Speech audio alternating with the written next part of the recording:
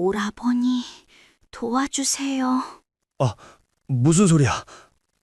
어? 뭐야? 귀신이다. 오라버니, 저를... 이만하면 됐잖아. 귀찮아 죽겠네.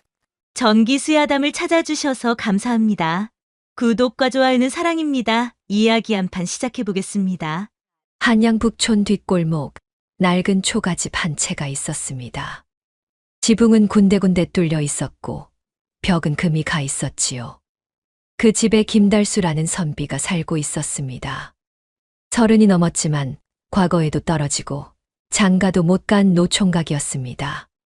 집안은 몰락한 양반 가문이었지만 이제는 양반이라는 이름만 남았을 뿐 재산은 하나도 없었지요. 달수에게는 남들이 모르는 비밀이 하나 있었습니다. 어릴 때부터 귀신이 보였던 것입니다. 처음에는 무서워서 울고불고 난리를 쳤지만 어머니가 무당을 불러 굿을 해도 소용이 없었지요. 그래서 달수는 결심했습니다. 차라리 안 보이는 척하고 살자고 말입니다. 그렇게 20년을 속이며 살아왔습니다. 오늘도 달수는 방 한 구석에 앉아 책을 읽는 척하고 있었습니다. 하지만 눈앞에는 처녀 귀신 하나가 멍하니 앉아 있었지요. 하얀 옷을 입고 머리를 풀어헤친 채 달수를 빤히 쳐다보고 있었습니다. 달수는 식은땀을 흘리며 책장을 넘겼습니다. 안 보인다, 안 보인다. 나는 귀신이 안 보인다고 속으로 되뇌었지요. 처녀 귀신은 이틀 전부터 나타났습니다. 처음에는 마당에 서 있었고 그 다음 날은 방문 앞에 서 있었으며 오늘은 아예 방 안으로 들어와 앉아 있었습니다. 달수는 점점 초조해졌습니다. 이 귀신이 자신이 보인다는 걸 눈치챈 것 같았거든요. 바로 그때 바깥에서 인기척이 길렀습니다. 집주인 영감이 찾아온 것이었습니다. 달수는 황급히 문을 열었습니다. 집주인은 인상을 쓰고 있었지요. 달수, 이번 달 방세는 언제 줄게요? 벌써 2달째 밀렸잖아. 달수는 허리를 굽히며 애원했습니다. 주인 어르신, 조금만 더 기다려 주십시오. 다음 달에는 꼭 드리겠습니다. 집주인은 코웃음을 치며 다음 달 타령은 지겹다고 이번 달 안에 못 내면 쫓아내겠다고 말했습니다. 달수는 거듭 사과하고 나서야 집주인을 돌려보냈지요. 문을 닫고 돌아서는데 처녀 귀신이 여전히 그 자리에 앉아 있었습니다. 달수는 한숨을 쉬며 벽에 기대었습니다. 돈이 한 푼도 없었습니다. 쌀독도 비었고 장독대도 텅 비었지요. 이러다가는 정말로 거리에 나앉을 판이었습니다. 달수는 눈을 감고 생각했습니다. 어떻게든 돈을 벌어야 한다고, 하지만 방법이 없다고 말이지요. 그때였습니다. 처녀 귀신이 혼잣말을 하기 시작했습니다. 달수는 귀를 막으려 했지만 귀신의 목소리는 또렷하게 들렸습니다. 아, 내가 죽기 전에 뒤뜰 감나무 밑에 은자 10냥을 묻어놨는디. 그거 그냥 썼겠구만. 아무도 모르는디 어쩌지. 달수의 귀가 쫑긋 섰습니다. 은자 10냥이라니 그 돈이면 밀린 방세 2달치를 내고도 조금 남을 것 같았습니다. 달수는 고민했습니다. 이제까지 귀신을 못 본 척했는데 여기서 반응하면 들통나는 것이었지요. 하지만 은자 10냥이라니 지금 당장 필요한 돈이었습니다. 달수는 결국 눈을 번쩍 떴습니다. 그리고 처녀 귀신을 똑바로 쳐다보며 물었습니다. 지금 뭐라 하셨소? 처녀 귀신이 깜짝 놀라 일어섰습니다. 그리고 눈을 동그랗게 뜨고 달수를 보았지요. 달수도 당황했지만 이미 늦었습니다. 처녀 귀신이 달수 앞으로 다가오며 물었습니다. 오라버니, 저를 보실 수 있습니까? 정말로 저를 보시는 겁니까? 달수는 헛기침을 하며 고개를 돌렸습니다. 안 보인다고, 귀신 같은 거 안 믿는다고 대답했지요. 하지만 처녀 귀신은 달수 얼굴 앞으로 바짝 다가왔습니다. 분명히 자기를 보고 계신다고, 드디어 자기를 봐주는 이가 나타났다고 기뻐했습니다. 달수는 당황했지만 마음을 굳게 먹었습니다. 그리고 말했습니다. 좋소. 뭐. 그러니 아까 한 말, 은자 열량이 어디 있다 하셨소. 처녀 귀신은 잠시 멈칫했습니다. 그러더니 슬픈 표정을 지으며 말했습니다. 자신은 연화라는 이름이라고 3달 전에 억울하게 죽었다고 말했습니다. 집안 하인에게 욕을 보일 뻔하다가 도망치다 우물에 빠져 죽었다고 했지요. 시신은 아무도 찾지 못했고 그래서 떠돌고 있다고 말했습니다. 자신의 한을 풀어달라고 시신을 찾아 제대로 묻어달라고 애원했습니다. 달수는 안타까운 척하며 고개를 끄덕였습니다. 하지만 속으로는 은자 이야기만 생각하고 있었지요. 달수가 잠시 생각하다가 입을 열었습니다. 알겠소. 도와드리지. 대신 은자 열량, 그거 내가 가져가도 되겠소. 연화는 잠시 망설이다가 고개를 끄덕였습니다. 어차피 자기는 쓸 데가 없다고 도와주기만 한다면 가져가도 좋다고 말했지요. 달수는 싱글벙글 웃으며 삽을 챙겼습니다.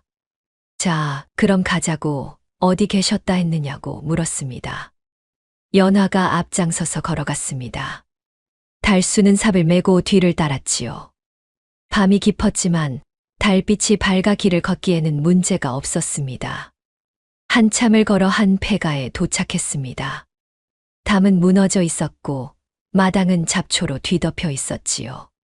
연화가 뒤뜰을 가리켰습니다. 저기 감나무 밑이라고 그곳에 은자를 묻었다고 말했습니다. 달수는 감나무 밑으로 가서 삽을 들었습니다. 땅을 파기 시작했지요. 한참을 파자 무언가 단단한 게 걸렸습니다. 달수는 손으로 흙을 치우고 물건을 꺼냈습니다. 작은 주머니였습니다.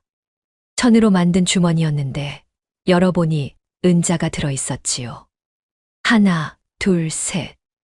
정확히 열량이었습니다. 달수는 환호성을 질렀습니다. 정말로 은자 열량이 있었던 것입니다. 달수는 주머니를 꼭 껴안았습니다. 연화가 조심스럽게 말했습니다. 이제 자신의 시신을 찾아달라고 우물에 빠져 죽었으니 그곳을 찾아달라고 부탁했지요. 달수는 고개를 끄덕였습니다. 약속은 지켜야 한다고 생각했습니다. 아니, 사실 은자를 받았으니 양심상 해줘야 했지요. 달수는 연화를 따라 우물로 갔습니다. 폐가 뒤편에 있는 오래된 우물이었습니다. 달수는 우물을 들여다보았지만 너무 깊어서 아무것도 보이지 않았지요. 달수는 동네 사람들을 불러 우물을 파기로 했습니다. 이튿날 달수는 은자 한 냥을 써서 인부들을 고용했습니다. 우물을 파라고 했지요. 인부들은 이상하다는 표정이었지만 돈을 주니 일을 했습니다. 한나절을 파자 우물 밑에서 시신이 나왔습니다.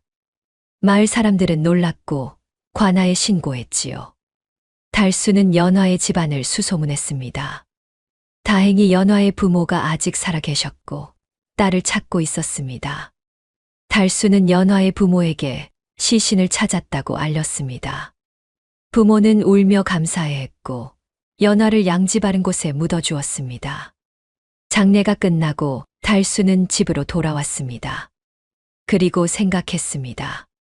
이제 연화가 저승으로 갈 거라고, 이제 귀신을 안 볼 수 있을 거라고 말이지요. 하지만 집에 도착하니 연화가 여전히 방 안에 앉아 있었습니다.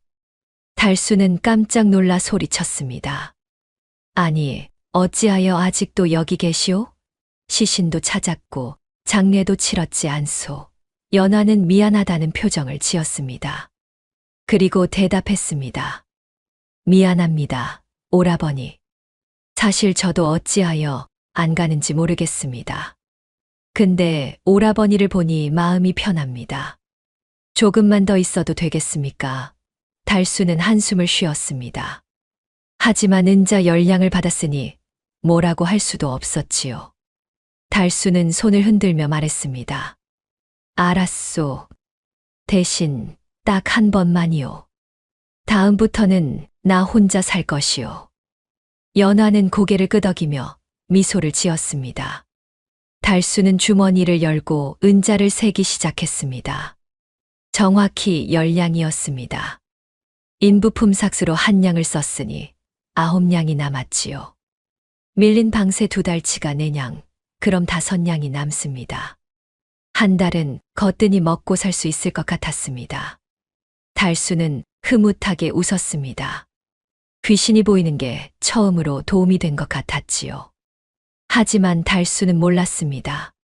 이것이 시작일 뿐이라는 것을, 그리고 연화가 절대 떠나지 않을 거라는 것을 말입니다. 보름이 지났습니다. 달수는 은자 9냥 덕분에 밀린 방세를 내고 쌀과 반찬거리를 샀습니다. 오랜만에 배불리 먹으니 기분이 좋았지요. 하지만 연화는 여전히 방 한구석에 앉아 있었습니다. 달수는 처음에는 신경 쓰였지만 점점 익숙해졌습니다. 어차피 밥을 먹는 것도 아니고 방해가 되는 것도 아니니 그냥 두기로 한 것이지요. 문제는 돈이 또 떨어지기 시작했다는 것이었습니다. 9냥 중에서 방세로 4냥을 냈고 쌀과 반찬거리로 3냥을 썼으니 이제 2냥밖에 남지 않았습니다. 이 돈으로는 한 달도 버티기 힘들었지요. 달수는 다시 걱정에 빠졌습니다. 어느 날 저녁 달수가 저녁을 먹고 있을 때였습니다. 연화가 조심스럽게 입을 열었습니다. 오라버니, 제 친구가 하나 있는데요. 그 친구도 억울하게 죽어서 떠돌고 있습니다. 달수는 밥그릇을 내려놓고 연화를 쳐다보았습니다. 또 시작이구나 하는 생각이 들었지요. 달수가 물었습니다. 그래서요? 그 친구도 한을 풀어달라는 겁니까? 연화는 고개를 끄덕였습니다. 그런데 이번에는 다른 점이 있다고 말했습니다. 그 친구는 은자를 숨겨놨다고, 그걸 찾아주면 오라버니가 가져가도 된다고 했지요. 달수의 귀가 쫑긋 섰습니다. 은자요? 얼마나 됩니까? 연화가 대답했습니다. 15냥이라고, 제법 큰 돈이라고 말했습니다. 달수는 눈이 번쩍 떠졌습니다. 15냥이라니, 그 돈이면 두어 달은 거뜬히 먹고 살 수 있었지요. 달수는 침을 꿀꺽 삼키며 물었습니다. 그 친구는 지금 어디 있습니까? 당장 만나야겠소. 연화는 미소를 지으며 손을 흔들었습니다. 그러자 허공에서 또 다른 귀신이 나타났습니다. 남자 귀신이었는데 옷차림으로 보아보부상인 것 같았지요. 귀신은 달수를 보더니 울먹이며 말했습니다. 자신은 춘삼이라는 이름이라고 장사를 하다가 산적들에게 죽었다고 말했습니다. 달수는 고개를 끄덕이며 들었습니다. 춘삼은 계속 말했습니다. 산적들이 자신의 짐을 뒤졌지만 은자는 찾지 못했다고 했습니다. 미리 나무 밑에 숨겨뒀기 때문이라고 말이지요. 달수는 흥미가 생겼습니다. 그래서 은자는 어디 있습니까? 그리고 당신 한은 어떻게 풀어드리면 됩니까? 춘삼이 대답했습니다. 은자는 북한산 아래 큰 소나무 밑에 묻었다고, 그리고 자신을 죽인 산적들을 잡아달라고 부탁했습니다. 산적들은 아직도 그 근처에서 활동하고 있다고 말했지요. 달수는 잠시 고민했습니다. 산적을 잡는다는 건 위험한 일이었습니다. 하지만 15냥이라는 돈은 너무 컸지요. 달수는 결심했습니다. 일단 은자부터 찾고 그 다음에 산적을 잡을 방법을 생각하기로 한 것입니다. 이튿날 달수는 삽을 들고 북한산으로 향했습니다. 춘삼이 앞장서서 안내했고 연화도 따라왔지요. 한참을 걸어 큰 소나무 앞에 도착했습니다. 춘삼이 적이라고 가리켰습니다. 달수는 소나무 밑을 파기 시작했습니다. 얼마 지나지 않아 무언가 딱딱한 게 걸렸습니다. 달수는 조심스럽게 흙을 치우고 물건을 꺼냈습니다. 천으로 싼 물건이었는데 풀어보니 은자 주머니였습니다. 달수는 주머니를 열고 은자를 세었지요. 하나, 둘, 셋. 정확히 15냥이었습니다. 달수는 환호성을 질렀습니다. 찾았소. 정말 있었소. 춘삼은 흐뭇하게 웃었습니다. 이제 산적들을 잡아달라고 부탁했지요. 달수는 고개를 끄덕였습니다. 하지만 혼자서는 산적을 잡을 수 없었습니다. 관아에 신고해야 했지요. 달수는 마을로 돌아와 관아로 향했습니다. 포졸들에게 북한산에 산적들이 있다고 신고했습니다. 포졸들은 처음에는 믿지 않았지만 달수가 춘삼의 이야기를 자세히 들려주자 귀를 기울였습니다. 춘삼이 죽은 장소, 산적들의 특징, 모든 것을 정확히 말했지요. 포졸들은 군관을 이끌고 북한산으로 향했습니다. 달수도 함께 갔지요. 춘삼의 안내로 산적들의 소굴을 찾았습니다. 관군들이 기습했고 산적들은 제대로 저항도 못하고 잡혔습니다. 포졸들은 산적들을 결박해 끌고 갔습니다. 며칠 뒤 관아에서 달수를 불렀습니다. 산적들을 잡는데 공을 세웠다며 포상금을 준다고 했지요. 은자 성냥이었습니다. 달수는 기뻐하며 포상금을 받았습니다. 은자 15냥과 포상금 성냥을 합치면 18냥이었지요. 제법 큰 돈이었습니다. 춘삼은 산적들이 잡혔다는 소식을 듣고 만족스러워했습니다. 이제 한이 풀렸다며 감사하다고 말했습니다. 그리고 빛이 되어 사라졌지요. 정말로 저승으로 간 것 같았습니다. 달수는 집으로 돌아와 은자를 세며 흐뭇해했습니다. 손에 남은 2냥과 새로 받은 18냥을 합치면 20냥이었습니다. 이 돈이면 서너 달은 걱정 없이 살 수 있었지요. 달수는 연화를 보며 말했습니다. 연화, 당신 친구 덕분에 큰 돈을 벌었소. 고맙소. 연화는 미소를 지었습니다. 그리고 조심스럽게 말했습니다. 오라버니, 사실 억울하게 죽은 귀신들이 참 많습니다. 제가 그분들을 더 데려와도 될까요? 달수는 잠시 고민했습니다. 귀신을 계속 상대하는 건 부담스러웠습니다. 하지만 돈을 벌 수 있다면 이야기가 달랐지요. 달수는 고개를 끄덕였습니다. 좋소. 하지만 조건이 있소. 꼭 보물을 숨겨둔 귀신만 데려오시오. 그냥 한만 풀어달라는 귀신은 사양하겠소. 연화는 씩 웃으며 대답했습니다. 알겠습니다, 오라버니. 제가 잘 골라서 모셔오겠습니다. 그날부터 달수의 집은 귀신들의 집합소가 되었습니다. 연화가 이곳저곳에서 억울한 귀신들을 데려왔지요.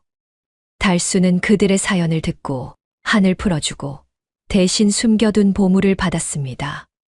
때로는 은자였고 때로는 비단이었으며 때로는 귀한 약재였습니다. 한 달이 지나자 달수의 살림이 눈에 띄게 펴졌습니다. 낡은 옷 대신 깨끗한 옷을 입었고 쌀독은 항상 가득했지요. 집주인도 더 이상 달수를 재촉하지 않았습니다. 방세를 꼬박꼬박 내니까요. 마을 사람들은 달수를 신기하게 여겼습니다. 어떻게 갑자기 형편이 나아졌는지 궁금해했지요. 누군가는 달수가 점을 잘 본다고 했고, 누군가는 묻힌 보물을 찾는 재주가 있다고 했습니다. 하지만 아무도 진실은 몰랐지요. 달수가 귀신들의 도움을 받고 있다는 것을 말입니다. 달수는 만족스러웠습니다. 이렇게 살면 되겠다는 생각이 들었지요. 귀신을 보는 능력이 처음으로 쓸모가 있었습니다. 달수는 연화를 보며 웃었습니다. 연화도 웃으며 대답했습니다. 둘의 기묘한 동업이 본격적으로 시작된 것이었습니다. 2달이 지났습니다. 달수의 집에는 하루가 멀다 하고 귀신들이 찾아왔습니다. 연화가 데려오는 귀신들은 하나같이 억울하게 죽은 이들이었지요. 달수는 그들의 한을 풀어주고 대신 숨겨둔 재물을 받았습니다. 은자 몇 냥, 비단 몇 필, 산삼 몇 뿌리, 그렇게 조금씩 모아가니 달수의 살림은 제법 넉넉해졌습니다. 어느 날 달수는 문득 이상한 점을 깨달았습니다. 최근에 연화가 데려온 귀신들이 하나같이 부자였다는 것이었지요. 가난한 백성이 아니라 상인이거나 여권이거나 중인 계급 이상이었습니다. 그리고 모두 의문사했다는 공통점이 있었습니다. 달수는 책상에 앉아 종이에 적어보았습니다. 첫 번째는 보부상 춘삼, 산적에게 죽었다고 했지만 혼자만 죽은 게 이상했습니다. 두 번째는 비단 장수김 씨, 집에서 갑자기 쓰러져 죽었다고 했지요. 세 번째는 약재상이 씨, 술을 마시다 급사했다고 했습니다. 달수는 종이를 보며 고개를 갸웃했습니다. 달수는 연화를 불러 물었습니다. 연화, 요즘 데려오는 귀신들이 전부 부자들인데 이상하지 않소? 그리고 다들 의문사했다고 하던데. 연화는 고개를 갸웃했습니다. 자기도 잘 모르겠다고 그냥 억울해하는 귀신들을 데려온 것뿐이라고 말했습니다. 달수는 미심쩍었지만 일단 넘어갔습니다. 어차피 돈을 버는 데는 지장이 없었으니까요. 그날 밤 연화가 또 다른 귀신을 데려왔습니다. 중년 남자였는데 관복을 입고 있었지요. 역관인 것 같았습니다. 귀신은 달수를 보더니 급히 다가와 말했습니다. 나리, 저를 도와주십시오. 저는 역관 박무경이라 하옵니다. 억울하게 독살당했습니다. 달수는 고개를 끄덕이며 물었습니다. 독살이라. 누가 당신을 죽였소? 박무경이 대답했습니다. 자신은 청나라와 거래를 하던 역관이었다고, 돈을 많이 벌었다고 말했습니다. 그런데 어느 날 밤 누군가 자신의 집에 찾아왔다고 했지요. 높은 관직에 있는 사람 같았는데 얼굴을 제대로 보지 못했다고 말했습니다. 그자가 술을 권했다고, 함께 마시자고 했다고 말이지요. 박무경은 계속 말했습니다. 의심 없이 술을 마셨는데 술 맛이 이상했다고 했습니다. 쓰고 떨벗다고 말이지요. 곧 정신이 흐려지고 목이 타들어가는 것 같았다고, 독이었다고 말했습니다. 박무경은 죽어가면서도 범인을 기억하려 했었지만 얼굴이 흐릿했다고 했지요. 달수는 눈살을 찌푸렸습니다. 독살이라니 심상치 않은 일이었습니다. 달수가 물었습니다. 그래서 범인이 누구라고 생각하오? 얼굴을 봤소. 박무경은 고개를 저었습니다. 얼굴은 제대로 보지 못했다고, 하지만 증거가 하나 있다고 말했습니다. 죽기 직전 범인의 옷에서 단추 하나가 떨어졌다고, 그걸 입안에 삼키고 죽었다고 했지요. 달수는 깜짝 놀랐습니다. 단추를 삼켰다고요? 그럼 그게 증거가 되겠군요. 당신 시신은 어디 묻혔소? 박무경이 대답했습니다. 집 뒷마당에 급히 묻혔다고, 아무도 자기가 독살당한 줄 모른다고 말했습니다. 그저 갑자기 병으로 죽었다고 알려졌다고 했지요. 가족들은 슬퍼했지만 진실을 몰랐다고 말했습니다. 달수는 고민했습니다. 시신을 파헤쳐 단추를 찾는다는 게 쉬운 일이 아니었습니다. 하지만 박무경이 말했습니다. 자기가 숨겨둔 재물이 있다고, 비단 창고의 열쇠를 알려주겠다고 말했지요. 청나라에서 가져온 고급 비단이 가득하다고, 그걸 팔면 큰 돈이 된다고 했습니다. 달수는 귀가 솔깃했습니다. 비단이라니, 그것도 청나라 비단이라면 값이 쏠쏠할 것 같았지요. 달수는 고개를 끄덕였습니다. 알겠소. 도와드리지. 일단 당신 시신부터 찾아야겠소. 이튿날 달수는 박무경의 집을 찾아갔습니다. 집은 비어 있었습니다. 박무경이 죽은 뒤 가족들이 시골로 내려갔다고 했지요. 달수는 뒷마당으로 가서 박무경이 가리키는 곳을 팠습니다. 땅을 파는 일은 힘들었지만 달수는 참고 팠습니다. 한참을 파자 시신이 나왔습니다. 달수는 조심스럽게 시신의 입을 벌렸습니다. 역겹고 무서웠지만 어쩔 수 없었지요. 입안을 더듬자 무언가 단단한 게 만져졌습니다. 달수는 그것을 꺼냈습니다. 단추였습니다. 금실로 수놓은 고급 단추였지요. 달수는 단추를 물로 씻어 자세히 살펴보았습니다. 보통 단추가 아니었습니다. 관복에 다는 단추였는데 그것도 높은 관직의 것 같았지요. 문양이 정교했고 금실이 촘촘하게 수놓아져 있었습니다. 달수는 단추를 품에 넣었습니다. 언젠가 쓸 일이 있을 것 같았습니다. 박무경이 고맙다며 말했습니다. 이제 비단 창고로 가자고 열쇠는 집 안 벽장에 숨겨뒀다고 말했지요. 달수는 집 안으로 들어가 벽장을 뒤졌습니다. 벽장 뒤편에 작은 열쇠가 숨겨져 있었습니다. 달수는 열쇠를 챙겨 나왔습니다. 박무경이 말했습니다. 창고는 남대문 근처에 있다고, 그곳에 비단이 가득하다고 했지요. 달수는 서둘러 남대문으로 향했습니다. 한참을 걸어 창고를 찾았습니다. 낡은 창고였지만 자물쇠는 튼튼했지요. 달수는 열쇠로 문을 열었습니다. 안에는 정말로 비단이 가득했습니다. 청나라 비단, 명주 비단, 온갖 종류가 쌓여 있었지요. 달수는 눈이 휘둥그레졌습니다. 이 정도면 팔아서 엄청난 돈을 벌 수 있을 것 같았습니다. 달수는 비단 몇 필을 챙겨 장터로 갔습니다. 비단 장수에게 보여주자 장수는 감탄했습니다.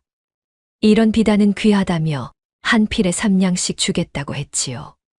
달수는 흔쾌히 팔았습니다. 5필을 팔아 15냥을 받았습니다. 창고에는 아직 수십 필이 남아 있었으니 조금씩 팔면 큰 재산이 될 것 같았지요. 박무경은 만족스러워했습니다. 한이 풀렸다며 고맙다고 말했습니다. 그리고 빛이 되어 사라졌습니다. 달수는 집으로 돌아와 은자를 세며 흐뭇해했습니다. 이제 제법 돈이 모였습니다. 하지만 달수는 계속 신경이 쓰였습니다. 박무경이 말한 단추 말입니다. 고급 관복 단추라는 것은 범인이 높은 관직에 있다는 뜻이었지요. 그리고 최근에 온 귀신들이 모두 부자였다는 것, 모두 의문사했다는 것이 마음에 걸렸습니다. 달수는 연화에게 물었습니다. 연화, 혹시 이 귀신들을 죽인 게 같은 사람일 수도 있지 않겠소? 연화는 깜짝 놀랐습니다. 그럴 리 없다고, 설마 그럴 리 없다고 말했습니다. 하지만 달수는 확신이 들기 시작했습니다. 뭔가 큰 음모가 있다는 것을 말이지요. 그날 밤 달수는 잠을 이룰 수 없었습니다. 단추를 꺼내 다시 살펴보았습니다. 금실수 놓인 단추, 높은 관직의 표시, 그리고 연쇄 의문사. 달수는 생각했습니다. 이건 그냥 넘어갈 일이 아니라고, 뭔가 큰일에 휘말린 것 같다고 말이지요.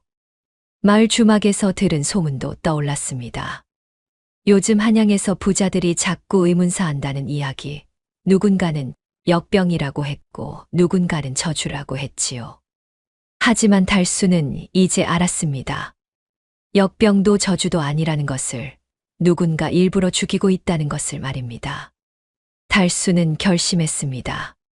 일단은 더 지켜보자고, 증거를 더 모으자고 말입니다. 그리고 조심하자고 말이지요. 혹시 자신도 위험에 처할 수 있으니까요. 달수는 단추를 품에 넣고 이불을 덮었습니다. 달빛이 방 안을 비추고 있었습니다. 연화는 구석에서 걱정스러운 표정으로 달수를 바라보고 있었지요. 달수는 눈을 감았습니다.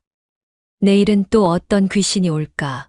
그리고 그 귀신도 같은 범인에게 죽은 걸까? 달수는 그런 생각을 하며 잠에 빠져들었습니다. 불안한 밤이었습니다. 보름이 더 지났습니다. 달수는 비단을 조금씩 팔아 돈을 모았고 이제 제법 넉넉한 살림이 되었습니다. 낡은 방에서 나와 조금 더 나은 집으로 이사했지요. 마을 사람들은 달수를 신기하게 여겼습니다. 어떻게 갑자기 부자가 됐는지 궁금해했지만 아무도 진실은 몰랐습니다. 하지만 달수는 불안했습니다. 귀신들이 계속 찾아왔고 그들의 이야기는 하나같이 비슷했습니다. 부자였다가 갑자기 죽었다는 것, 재산이 사라졌다는 것, 누군가 자신을 죽였다는 것 말이지요. 달수는 품속의 단추를 만지작거리며 생각했습니다. 범인이 누구일까? 왜 이런 짓을 하는 걸까? 하고 말입니다. 어느 날 오후 달수는 장터에 나갔습니다. 비단 한 피를 더 팔려고 했지요. 장터는 사람들로 붐볐습니다. 달수가 비단 장수와 값을 흥정하고 있을 때였습니다. 갑자기 사람들이 웅성거리기 시작했습니다. 조 대감이 온다고, 호조판서 나리께서 행차하신다고 소리쳤지요. 사람들이 길 양옆으로 비켜섰습니다. 달수도 얼른 비켜섰지요. 곧 말을 탄 관리 하나가 나타났습니다. 화려한 관복을 입고 위엄 있는 표정을 짓고 있었습니다. 바로 호조판서 조 대감이었습니다. 조 대감은 천천히 말을 몰며 장터를 지나갔습니다. 사람들은 고개를 숙였고 감히 쳐다보지도 못했지요. 하지만 달수는 조 대감을 슬쩍 쳐다보았습니다. 그 순간이었습니다. 달수 옆에 있던 귀신들이 갑자기 비명을 지르기 시작했습니다. 연화와 함께 따라다니던 귀신 서너 명이 조 대감을 보더니 미친 듯이 소리쳤습니다. 저 놈이 나를 죽였다고, 저자가 나한테 독을 먹였다고, 저 놈의 얼굴을 잊을 수가 없다고 외쳤지요. 달수는 얼어붙었습니다. 귀신들의 목소리가 귀를 찢을 듯 컸지만 다른 사람들은 아무것도 듣지 못했지요. 오직 달수만 들을 수 있었습니다. 달수는 조 대감을 다시 쳐다보았습니다. 저 사람이 범인이라는 말인가? 저 높은 관직의 사람이 여러 사람들의 목숨을 앗아간 자라는 것인가 하고 생각했습니다. 조 대감은 아무것도 모르는 듯 말을 몰아 지나갔습니다. 하지만 달수 옆을 지날 때 잠깐 달수를 쳐다보았습니다. 그 눈빛이 차갑고 날카로웠지요. 달수는 등골이 오싹했습니다. 혹시 들켰나, 혹시 내가 귀신을 본다는 걸 눈치챘나 하는 생각이 들었습니다. 조 대감이 지나가고 나서 귀신들은 여전히 흥분해 있었습니다. 연화가 달수에게 다가와 말했습니다. 오라버니, 저 사람이에요. 저 사람이 이분들을 다 죽였어요. 달수는 고개를 끄덕였습니다. 이제 확실해졌습니다. 조 대감이 범인이었습니다. 하지만 문제가 있었습니다. 조 대감은 호조판서, 나라의 재정을 맡은 높은 관직이었습니다. 그런 사람을 어떻게 고발할 수 있단 말입니까? 증거도 단추 하나뿐이었지요. 달수는 급히 집으로 돌아왔습니다. 마음이 불안했습니다. 이런 큰 비밀을 알게 된 것이 두려웠지요. 달수는 방 안을 서성이며 생각했습니다. 어떻게 해야 할까? 그냥 모른 척 해야 할까? 아니면 관아에 신고해야 할까? 하고 말이지요. 연화가 조심스럽게 물었습니다. 어떻게 하시겠느냐고, 저 사람은 위험하다고, 알아채시면 오라버니도 죽일 거라고 말했습니다. 달수는 한숨을 쉬었습니다. 연화 말이 맞았습니다. 조 대감은 이미 여러 사람을 죽인 자였습니다. 달수도 예외가 아니었지요. 달수는 일단 조용히 있기로 했습니다. 증거를 더 모으자고 생각했습니다. 하지만 달수의 바람과 달리 일은 빠르게 진행되었습니다. 사흘 뒤 조 대감의 부하로 보이는 사내 둘이 달수네 집 근처를 어슬렁거리기 시작했습니다. 달수는 그들을 보고 가슴이 철렁했습니다. 들켰다는 것을 직감했지요. 달수는 이웃집 영감에게 물었습니다. 저 사내들이 누구냐고, 왜 이 근처를 돌아다냐고 말이지요. 영감이 대답했습니다. 관아에서 나온 사람들 같다고, 뭔가 조사하는 것 같다고 말했습니다. 달수는 불안했습니다. 조 대감이 자신을 의심하고 있다는 것이 분명했습니다. 하지만 왜 의심하는 걸까? 장터에서 잠깐 스쳐 지나갔을 뿐인데 말이지요. 달수는 곰곰이 생각했습니다. 그날 밤 연화가 급히 달수를 깨웠습니다. 큰일 났다고 조 대감 부하들이 알아낸 것 같다고 말했습니다. 연화가 귀신들에게 들었는데 조 대감이 최근 부자들의 재산이 계속 사라진다는 것을 알아챘다고 했지요. 그리고 달수가 그 재산들을 가져간다는 것도 눈치챘다고 말했습니다. 달수는 식은땀을 흘렸습니다. 조 대감은 자신이 죽인 사람들의 재산을 나중에 찾으려 했을 것입니다. 하지만 달수가 먼저 가져가 버린 것이지요. 조 대감 입장에서는 누군가 자신의 계획을 망치고 있는 셈이었습니다. 달수는 중얼거렸습니다. 이거 큰일 났다고, 완전히 큰일 났다고 말이지요. 며칠 뒤 달수에게 관아에서 사람이 왔습니다. 조 대감께서 달수를 부르신다는 것이었습니다. 달수는 가슴이 쿵쾅거렸습니다. 하지만 거부할 수 없었지요. 달수는 떨리는 다리로 관아로 향했습니다. 조 대감의 집무실은 넓고 화려했습니다. 조 대감은 높은 자리에 앉아 달수를 내려다보고 있었지요. 달수는 무릎을 꿇고 인사했습니다. 조 대감이 입을 열었습니다. 내가 김달수라는 자냐? 달수는 떨리는 목소리로 대답했습니다. 그렇습니다. 대감마님. 조 대감은 달수를 빤히 쳐다보았습니다. 그 눈빛이 날카로웠습니다. 조 대감이 다시 물었습니다. 요즘 내가 제법 돈을 벌었다던데 무슨 장사를 하느냐? 달수는 애써 침착하게 대답했습니다. 그저 약초를 캐고 물건을 중개하는 일을 합니다. 조 대감은 코웃음을 쳤습니다. 믿지 않는다는 표정이었지요. 조 대감이 말했습니다. 이상하구나. 한 달 전만 해도 찢어지게 가난했던 놈이 갑자기 부자가 됐다. 혹시 남의 물건을 훔친 건 아니냐? 달수는 황급히 고개를 저었습니다. 아니라고, 절대 그런 일 없다고 말했습니다. 조 대감은 한참을 달수를 쳐다보다가 입을 열었습니다. 좋다고, 일단은 믿어주겠다고 말했습니다.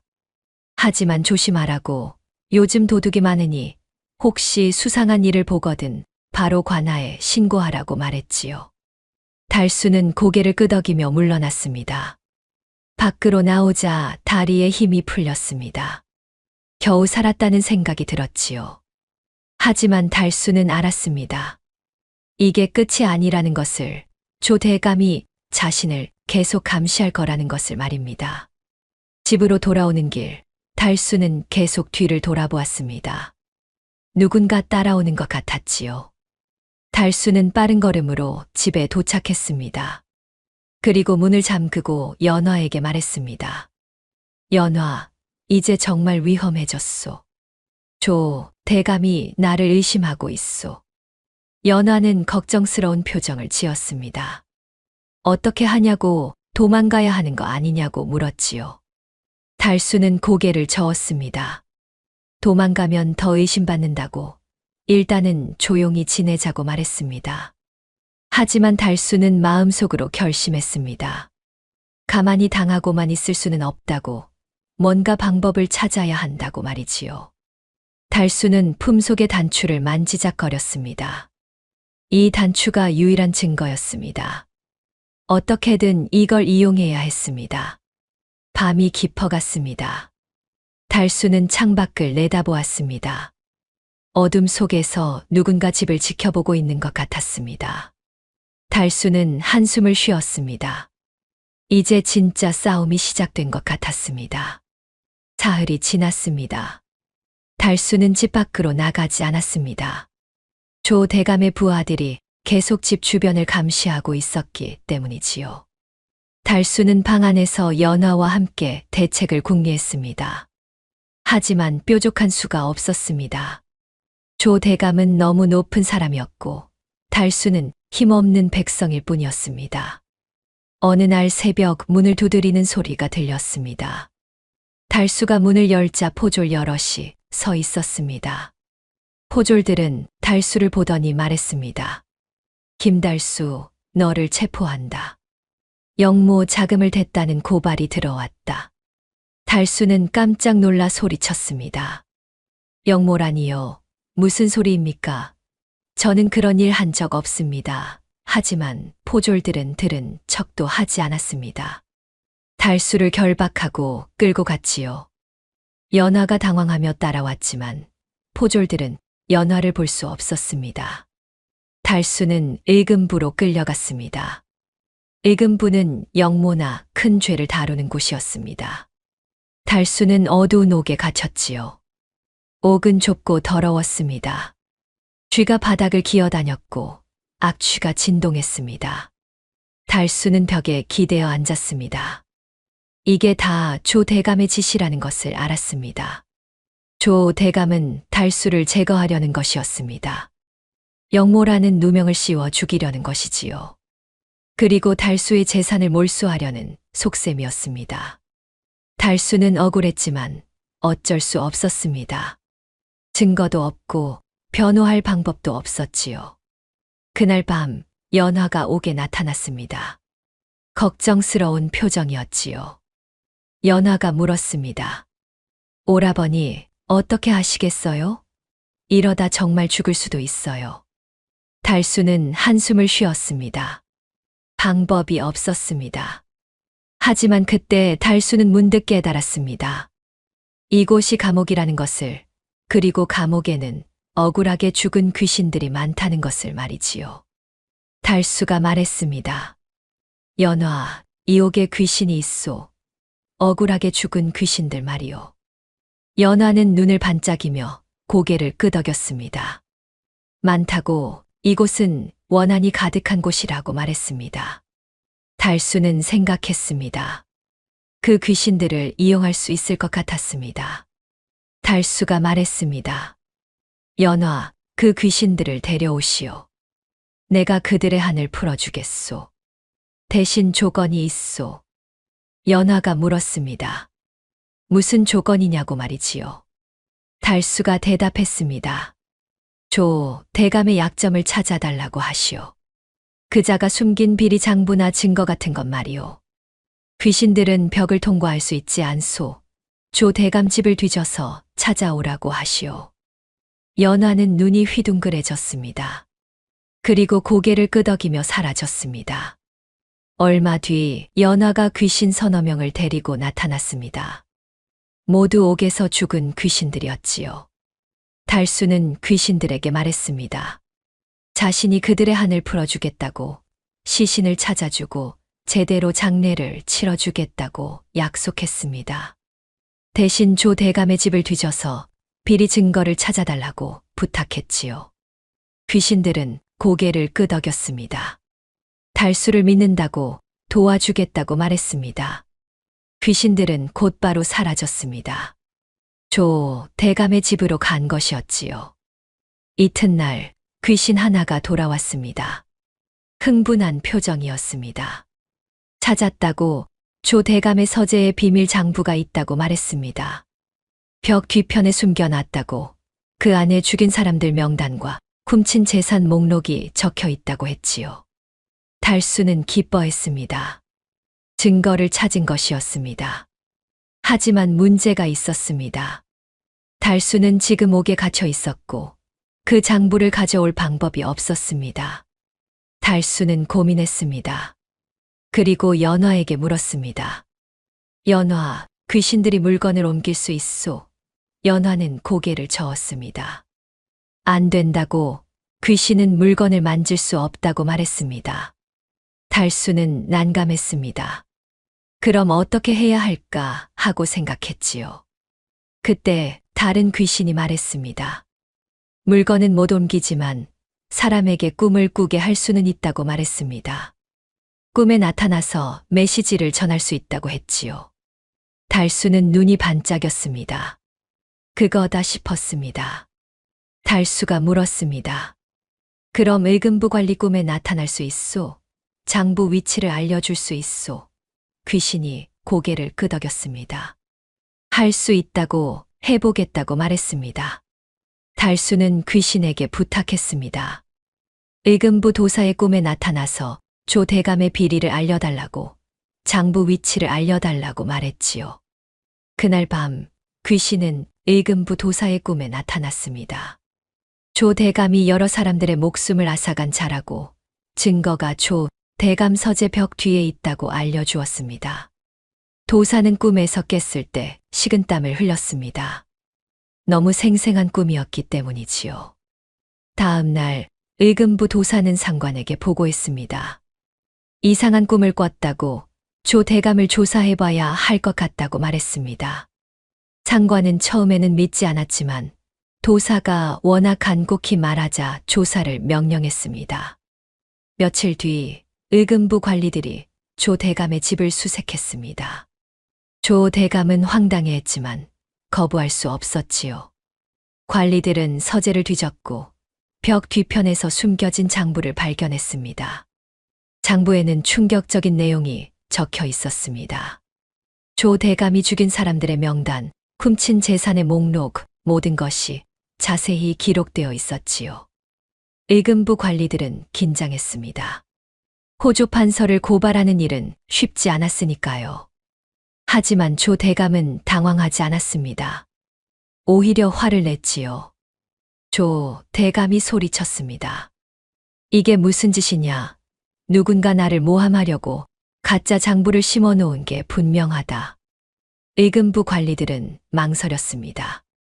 조 대감의 말도 일리가 있었습니다. 누군가 조 대감을 모함하려고 장부를 조작했을 수도 있었지요. 게다가 조 대감은 호조 판서였습니다. 함부로 다룰 수 있는 사람이 아니었습니다. 결국 의금부는 조 대감을 체포하지 못했습니다. 장부만으로는 증거가 부족하다고 판단한 것이지요. 대신 조사를 계속하기로 했습니다. 조 대감은 일단 풀려났지만 감시를 받게 되었습니다. 달수는 옥에서 그 소식을 들었습니다. 귀신들이 달려와 알려준 것이었지요. 달수는 답답했습니다. 장부를 찾았는데도 조 대감을 잡지 못하다니 권력이란 게 이렇게 무서운 것이었습니다. 하지만 좋은 소식도 있었습니다. 달수에게 씌워진 영모 혐의가 거짓으로 밝혀진 것이었지요. 의금부에서 조사한 결과 조 대감이 달수를 모함하려고 꾸민 것으로 드러났습니다. 달수는 석방되었습니다. 사흘 뒤 달수는 자유의 몸이 되었습니다. 집으로 돌아온 달수는 연화와 귀신들에게 고마워했습니다.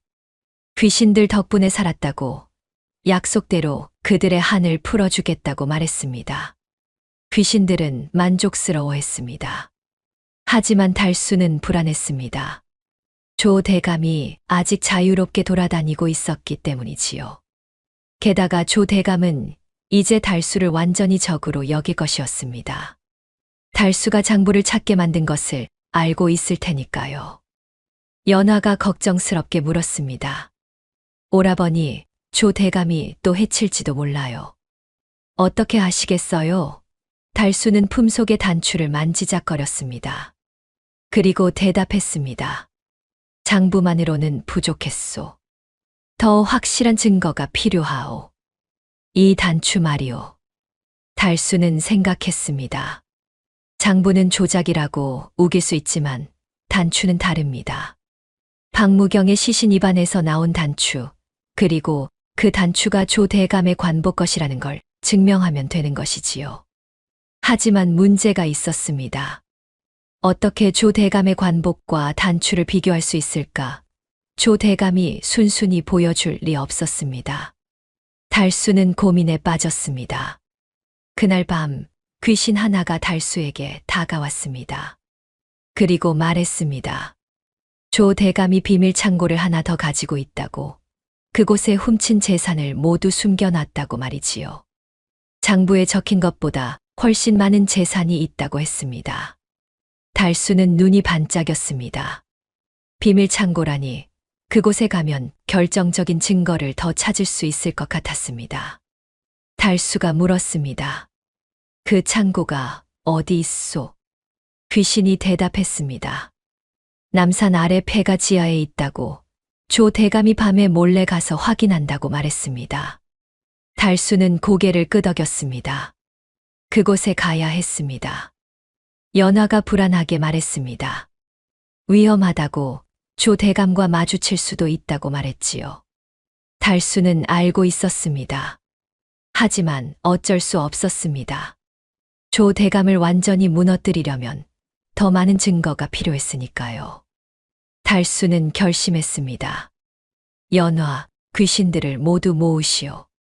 우리가 직접 조 대감의 창고를 갈 것이요. 그리고 모든 증거를 찾아낼 것이요. 연화는 고개를 끄덕였습니다. 그리고 귀신들을 소집하기 시작했습니다. 조 대감에게 죽은 귀신들, 억울하게 죽은 귀신들 모두 모였습니다. 수십 명이 넘었지요. 달수는 귀신들을 보며 말했습니다. 내일 밤 조 대감의 비밀 창고로 갈 거라고 함께 가자고 말했습니다. 귀신들은 고개를 끄덕였습니다. 복수할 기회를 기다려왔던 것이지요. 달빛이 방 안을 비추고 있었습니다. 달수는 단추를 품에 넣고 내일을 준비했습니다. 이제 진짜 대결이 시작되는 것이었습니다. 조 대감과의 마지막 싸움, 귀신들과 함께하는 복수극 말이지요. 다음 날 밤 달수는 준비를 마쳤습니다. 검은 옷을 입고 품속에 단추를 넣었지요. 연하와 수십 명의 귀신들이 함께했습니다. 모두 조 대감에게 죽은 이들이었습니다. 복수의 기회를 기다려온 것이지요. 달수는 남산 아래로 향했습니다. 밤이 깊었고 달빛만이 길을 비추고 있었습니다. 거리는 조용했고 개 짖는 소리만 가끔 들렸지요. 한참을 걸어 폐가 앞에 도착했습니다. 허름한 집이었지만 귀신이 말한 곳이 분명했습니다. 달수는 조심스럽게 집 안으로 들어갔습니다. 귀신들이 안내했습니다. 마루 밑에 지하로 가는 통로가 있다고 말했지요. 달수는 마루를 들어 올렸습니다. 정말로 좁은 계단이 보였습니다. 먼지가 쌓여 있었고 거미줄이 쳐져 있었지요. 달수는 계단을 내려갔습니다. 어두웠지만 횃불을 켜고 조심스럽게 내려갔습니다. 계단은 좁고 가팔랐습니다. 한참을 내려가자 넓은 공간이 나타났습니다. 그곳은 비밀 창고였습니다. 사방에 상자들이 쌓여 있었고 금은 보화가 가득했지요. 달수는 눈이 휘둥그레졌습니다. 이 많은 재산을 조 대감이 혼자 차지한 것이었습니다. 사람들을 죽이고 빼앗은 것이지요. 은자 수천 냥 금부치, 비단 온갖 귀한 물건들이 쌓여 있었습니다. 달수는 상자들을 뒤지기 시작했습니다. 증거를 찾기 위해서였습니다. 한 상자에서 문서들이 나왔습니다. 죽은 사람들의 명단과 재산 목록이 적혀 있었지요. 하나하나 자세히 기록되어 있었습니다. 언제 죽였는지, 어떻게 죽였는지, 재산이 얼마나 되는지 모두 적혀 있었지요. 달수는 소름이 돋았습니다. 또 다른 상자에서는 관복이 나왔습니다. 조 대감이 범행 때 입었던 옷인 것 같았습니다. 피 묻은 흔적이 있었고 냄새도 이상했지요. 달수는 관복을 살폈습니다. 그리고 놀라웠습니다. 단추 하나가 없었던 것이지요. 달수는 품속의 단추를 꺼냈습니다. 관복의 대본이 딱 맞았습니다. 크기도 문양도 금실수 놓은 것도 똑같았지요. 이것이 결정적인 증거였습니다. 박무경을 죽일 때 떨어진 단추가 바로 이것이었습니다. 바로 그때였습니다. 위에서 발소리가 들렸습니다. 누군가 내려오고 있었습니다. 달수는 숨을 죽였습니다. 횃불을 끄고 상자 뒤에 숨었지요. 곧 조 대감이 나타났습니다. 손에 횃불을 들고 있었습니다. 조 대감은 창고를 둘러보았습니다. 이상한 낌새를 눈치챈 것 같았지요. 상자들이 어지럽게 열려 있었으니까요. 조 대감이 날카로운 목소리로 말했습니다. 누구냐, 나와라. 달수는 어쩔 수 없이 나왔습니다. 조 대감은 달수를 보더니 멈칫했습니다. 그리고 차갑게 웃었습니다. 역시 내 놈이었구나. 내가 예상했던 대로다. 달수는 뒷걸음질 쳤습니다. 조 대감이 천천히 다가왔지요. 조 대감이 말을 이었습니다. 내 놈이 장부를 찾게 만든 것도 알고 있다. 귀신을 볼 수 있다는 것도 알고 있지. 하지만 이제 끝이다. 여기서 죽어라. 조 대감이 허리춤에서 단도를 꺼냈습니다. 날이 번쩍였습니다.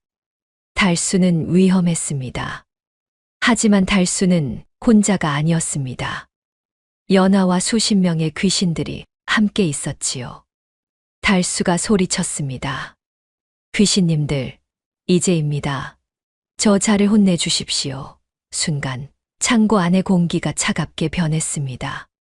촛불이 흔들리기 시작했고 찬바람이 불어왔습니다. 조 대감은 주위를 둘러보았습니다. 아무것도 보이지 않았지만 뭔가 이상했습니다. 등골이 오싹했지요. 달수가 말했습니다. 조 대감, 당신이 죽인 사람들이 모두 여기 있소. 박무경, 김서방, 이진사, 춘삼 모두 당신을 보고 있소. 조 대감은 코웃음을 쳤습니다. 귀신 타령이냐? 그딴 게 어디 있느냐? 하지만 그때 상자 하나가 저절로 쓰러졌습니다.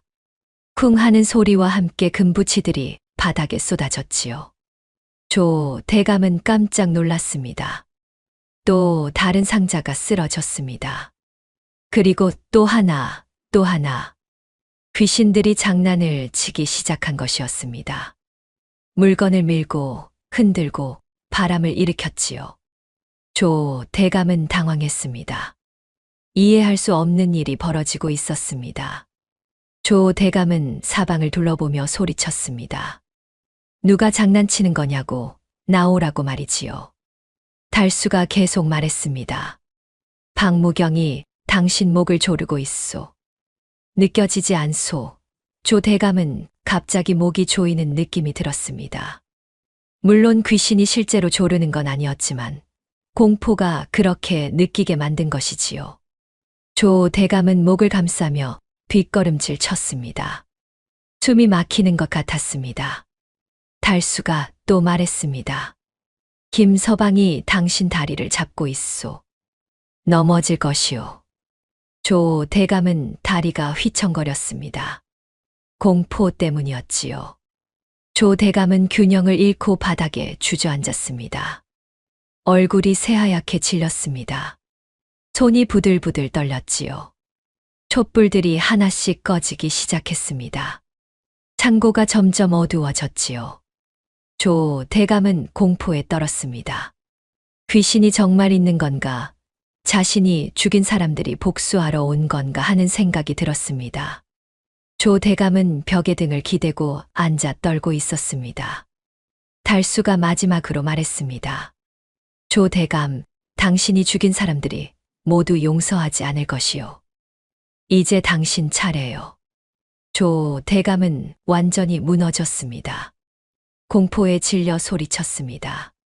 그래, 내가 죽였다. 내가 다 죽였어. 돈이 필요했어. 빚이 많았어. 용서해다오.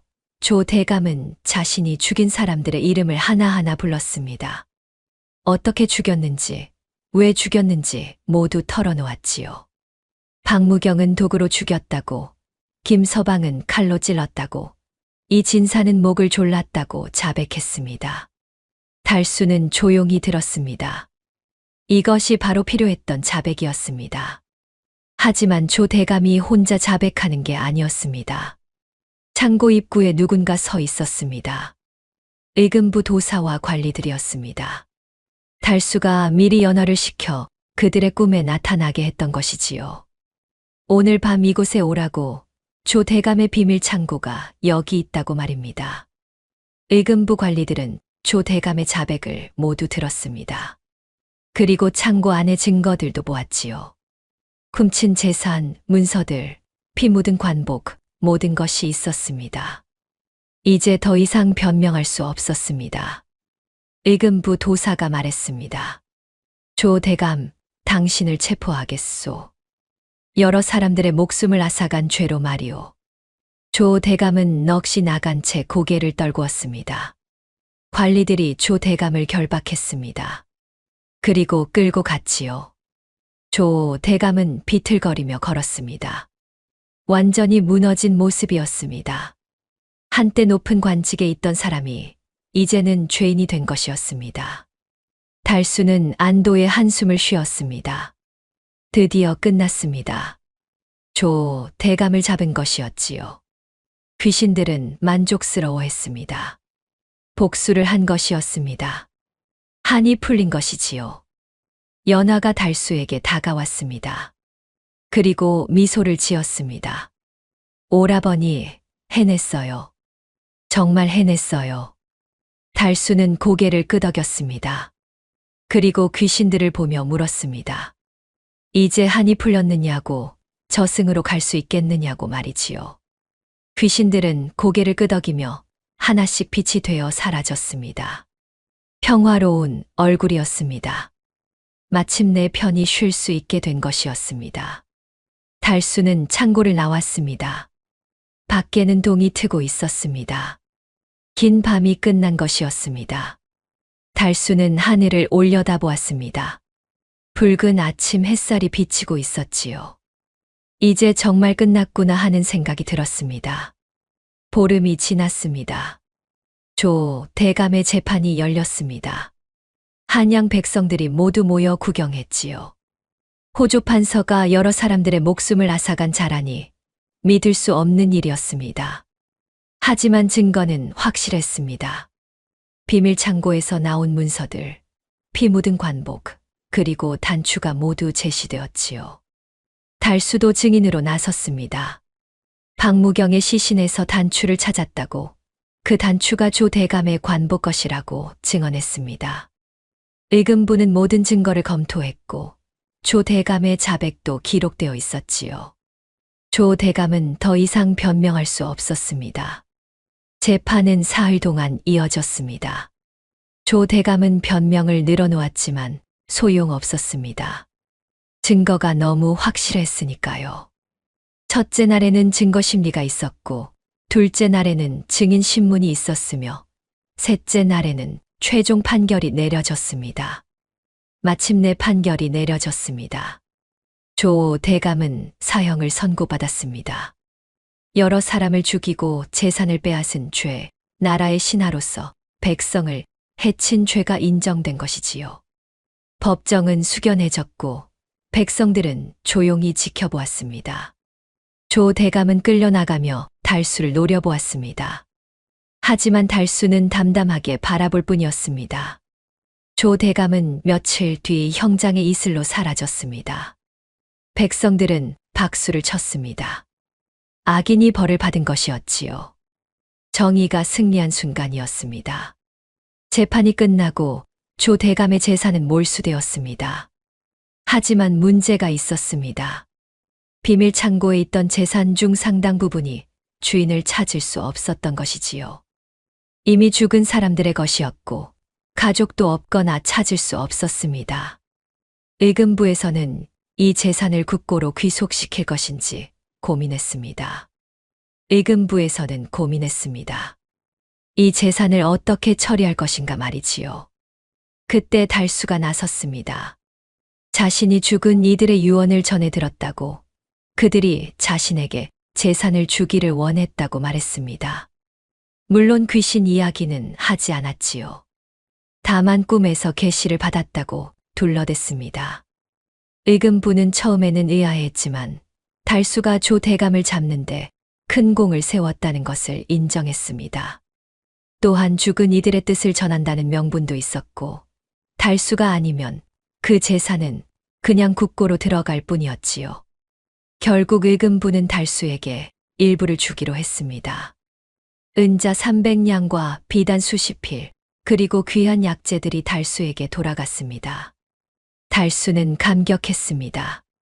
이 정도면 평생 먹고 살 수 있는 돈이었지요. 달수는 의금부에 절을 하고 물러났습니다. 달수는 그 돈으로 한양에 큰 집을 샀습니다. 기와집이었고 마당도 넓었지요. 대문도 크고 튼튼했습니다. 하인들도 고용했습니다. 요리하는 아낙, 청소하는 하녀, 심부름하는 사내종까지 말이지요. 달수는 이제 한양에서 제법 이름난 부자가 되었습니다. 집들이를 하는 날 이웃들이 찾아왔습니다. 축하한다며 떡과 술을 가져왔지요. 달수는 웃으며 맞이했습니다. 마당에 상을 차리고 잔치를 벌였습니다. 하지만 방 한 구석에는 연화가 앉아 있었습니다. 여전히 달수 곁을 떠나지 않은 것이지요. 연화는 잔치를 흐뭇하게 바라보고 있었습니다. 밤이 되어 손님들이 돌아가고 달수는 연화와 단둘이 마주 앉았습니다. 달수가 물었습니다. 연화, 이제 한이 풀렸을 텐데 왜 아직도 안 가오? 연화는 웃으며 대답했습니다. 오라버니, 아직 일이 남았어요. 억울한 귀신들이 아직 많아요. 그분들도 도와야죠. 달수는 한숨을 쉬었습니다. 역시 연화는 떠날 생각이 없었습니다. 하지만 달수도 나쁘지 않았습니다. 연화 덕분에 부자가 됐고 또 연화가 없으면 외로울 것 같았으니까요. 달수가 말했습니다. 그럼 조건이 있소. 이제부터는 제사상 차리는 비용을 당신이 벌어오시오. 봄을 찾아오는 귀신만 데려오란 말이오. 연화는 웃으며 고개를 끄덕였습니다. 알겠어요, 오라버니. 근데 제사 음식은 오라버니가 다 드시잖아요. 달수는 할 말이 없어 헛기침을 했습니다. 연화는 깔깔 웃었지요. 둘의 모습은 영락없는 가족 같았습니다. 그날 밤 달수는 마루에 앉아 술을 마셨습니다. 연화가 옆에 앉아 있었지요. 달빛이 마당을 비추고 있었습니다. 달수는 생각했습니다. 참 기묘한 삶이라고, 귀신과 함께 사는 삶이라고 말이지요. 누가 믿겠습니까? 귀신과 동업을 해서 부자가 됐다니 말입니다. 하지만 나쁘지 않았습니다. 가난에서 벗어났고 악인을 벌했으며 억울한 이들의 한을 풀어주었습니다. 달수는 만족스러웠습니다. 무엇보다 연화라는 좋은 동료가 생겼습니다. 며칠 뒤 연화가 또 다른 귀신을 데려왔습니다. 이번에는 중국 상인 귀신이라고 했지요. 억울하게 죽었는데 금은보화를 묻어둔 곳에 약도를 가지고 있다고 말했습니다. 바닷가 어느 섬에 묻었다고 했지요. 달수는 눈이 반짝였습니다. 금은보화라니 어디 있소? 약도를 보여주시오. 연화가 웃으며 말했습니다. 오라버니, 삽 챙기세요. 또 일하러 가야죠. 이번엔 배도 타야 할 것 같아요. 달수는 투덜거렸습니다. 아이고, 귀찮게. 이제 좀 쉬고 싶은데. 배 타는 건 또 멀미가 나잖소. 하지만 달수는 이미 일어나 삽을 챙기고 있었습니다. 연화는 웃으며 앞장섰고 달수는 뒤를 따랐지요. 중국 상인 귀신도 함께 갔습니다. 셋은 밤길을 걸어 항구로 향했습니다. 마을 사람들은 밤마다 삽을 들고 나가는 달수를 신기하게 여겼습니다. 무슨 일을 하는 걸까? 어떻게 저렇게 부자가 됐을까 궁금해했지요. 하지만 아무도 진실은 몰랐습니다. 달수가 귀신들과 동업하고 있다는 것을 말입니다. 세월이 흘렀습니다. 달수는 점점 더 부자가 되었습니다. 한양에서 손꼽히는 부자가 되었지요. 사람들은 달수를 보물 찾는 도사라고 불렀습니다. 어떻게든 묻힌 보물을 찾아내는 신통한 재주가 있다고 소문이 났습니다. 어떤 이는 달수가 신선의 가르침을 받았다고 했고, 어떤 이는 하늘이 내린 복을 받았다고 했습니다. 하지만 달수는 그저 웃을 뿐이었습니다. 진실을 말할 수는 없었으니까요. 달수는 연화와 함께 계속 억울한 귀신들을 도왔습니다. 한을 풀어주고 대신 보물을 받았지요. 그것이 둘의 일이었고 둘의 삶이었습니다. 어느 날 저녁 달수는 마루에 앉아 하늘을 올려다보았습니다. 별이 총총했고 달이 밝았지요. 연화가 옆에 앉았습니다. 달수가 말했습니다. 연화, 참 기묘한 인연이요. 처음에는 무서워서 피하려 했는데 이제는 당신 없으면 안 될 것 같소. 연화는 미소를 지었습니다. 저도 그래요, 오라버니. 덕분에 행복해요. 억울한 분들도 도와드릴 수 있고요. 둘은 그렇게 앉아 밤하늘을 보았습니다. 귀신과 사람, 기묘한 동업자이자 가족이었지요. 세상 사람들은 말했습니다. 짐승도 은혜를 갚거늘 귀신도 은혜를 갚는다고 말이지요. 달수와 연화의 이야기는 그렇게 전설이 되었습니다. 한양에서 가장 이상하고 가장 따뜻한 이야기로 말입니다. 그리고 오늘날까지도 밤에 삽을 들고 나가는 사람이 있다면 사람들은 말합니다. 혹시 귀신이 보물을 알려주는 게 아니냐고, 달수처럼 부자가 되려는 게 아니냐고 말이지요. 하지만 중요한 건 이것이었습니다. 돈도 좋지만 은혜를 갚고 한을 풀어주는 것이 더 소중하다는 것 말입니다. 달수는 그것을 알았고, 그래서 진정한 부자가 될 수 있었습니다. 그리고 연화는 그런 달수 곁에서 영원히 함께할 것이었습니다.